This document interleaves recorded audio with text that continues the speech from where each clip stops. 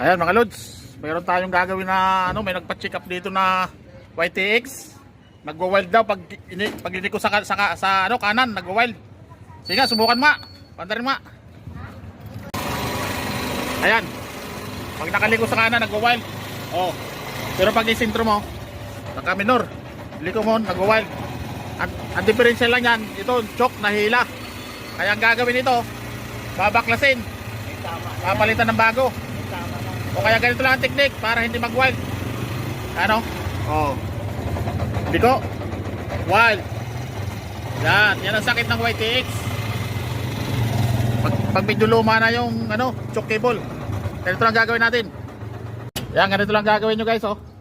Tatanggalin yung choke. Yan. Kung walang pabili yung may-ari ng bago, tanggalin nyo lang. Yan. Sige, pandarin mo boss. Pandarin mo kung magbawal. Ganyan lang ang technique. Pag walang minor, nag-wild. Tanggalin nyo lang yung choke, oh. Wala pa daw pambili yung may-ari. Kaya ginawan ko lang ng paraan muna. Tinanggal ko lang yung choke, oh. Kaya nagkaroon ng minor, oh. Yan. Yan ang technique ni Boy Puti Buhok. Diskarte lang, tanggalin nyo lang yung choke pag nag-wild.